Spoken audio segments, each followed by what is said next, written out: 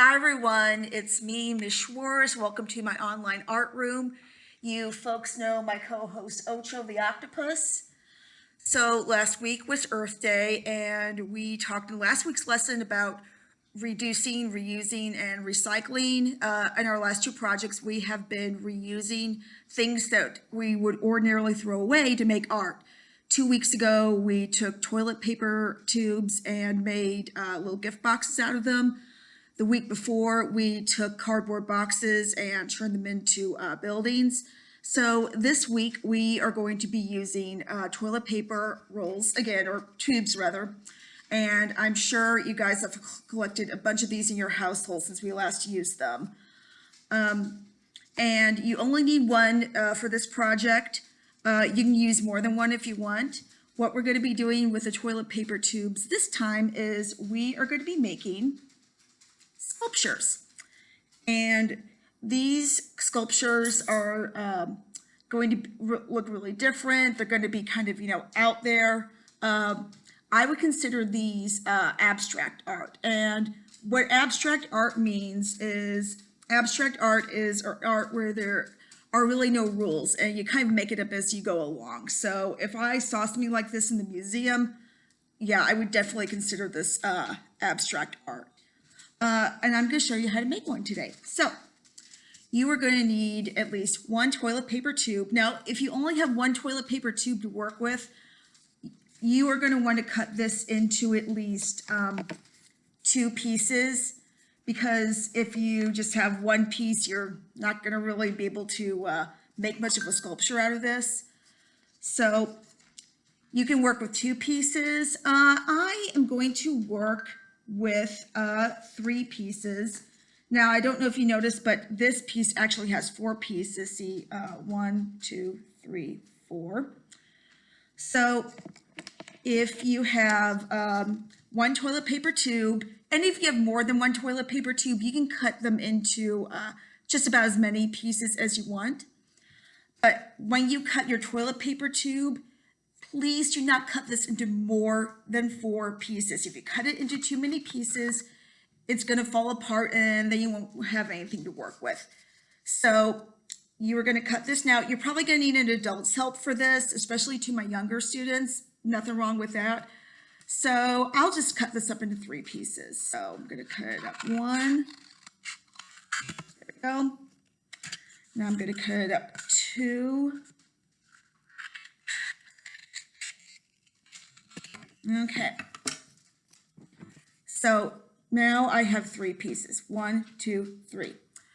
The next step is very important. You're going to cut little slots in your tube. I'm going to show you how you get cut little slots in your tube so you can fit them together. And I'm going to show you how to do that. Again, you're going to get a pair of scissors. You are going to cut like this. And let's see. Okay. Do you see this little slot right here? Do you see it? Do you see it? Good. You are going to want to cut at least 3 or 4 slots on each side. So let's continue cutting slots. There is another slot. You see that right there? And there is another slot. Okay, so there's that slot. Now I'm going to flip it over. I'm going to cut the slots. And you don't have to, I'm cutting the slots, so there is a slot right there and a slot right below that.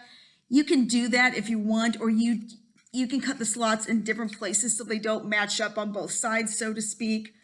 But like I said, do not cut more than 3 or 4 slots for each piece. Because if you cut too many slots, again, your piece might fall apart. And just cut a very short slot. That slot's only about as long as my fingernail. Do not make your slots too big because, again, it'll make your piece fall apart and you don't want that. So I'm going to cut some more slots on each piece. I'm going to get through this pretty quickly so we can move on. Now, the really cool thing about living in Kansas City is we have beautiful sculptures all over the city, and the best part is you don't even need to leave your home to see them. what you can do is you can go to Google Images and type in Kansas City sculptures, and you can see them at your computer. If your grown-up has a car, you can ask them to take you out and just drive around the city and look at all the gorgeous sculptures. There are so many to choose from, I don't even know where to begin. And there are abstract art sculptures, there are sculptures of our presidents, there are sculptures of famous people, there are all kinds of sculptures. It's really amazing. Okay, so I've cut out my slots. Now, the next step is you're going to want to decorate these. You can leave them plain if you want, but I like to decorate. You can use pencil, pen, crayon. Marker works best, but if you don't have marker, pen, pencil, crayon, that works fine. So I'm just going to make this really short and sweet. Just going to put little circles.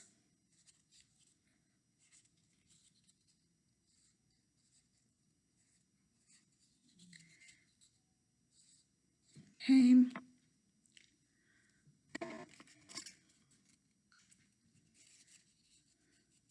Just put little lines, like little dash lines.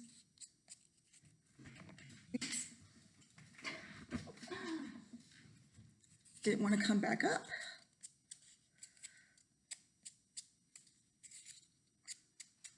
Okay. These almost look like little tiger stripes, almost. Okay, so here I'm just gonna make some hearts, even though Valentine's Day is long over.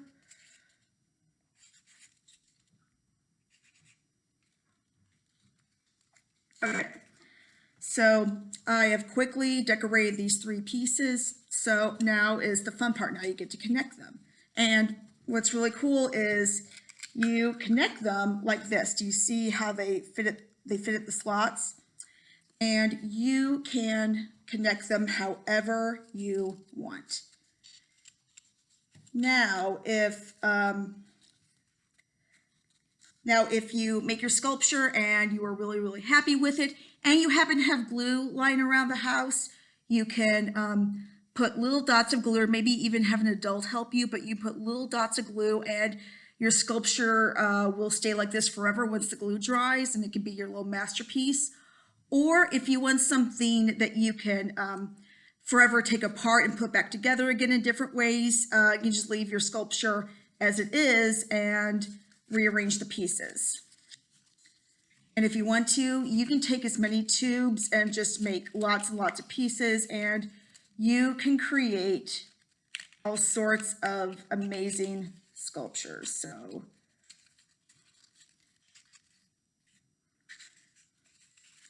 So I've posted this lesson in my online art room, and if you have any questions, I will show you guys my email at the end of this lesson. So see, I took apart my pieces and I made it look like that. I can even, if I wanted to, I could combine the 2 sculptures I made to make something really extraordinary.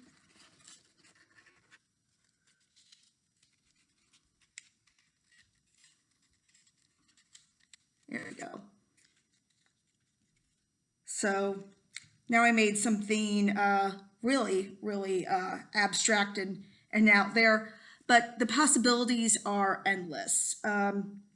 So as you know, my email address is kschwarze@kcmsd.net. It's been a long day, folks. kschwarze@kcmsd.net. And if you're able to take a picture of what you made and upload it, I miss you guys. I love you guys. I hope we are staying safe. And I hope you guys are finding ways to stay smart and creative. Okay. Love you. Bye-bye.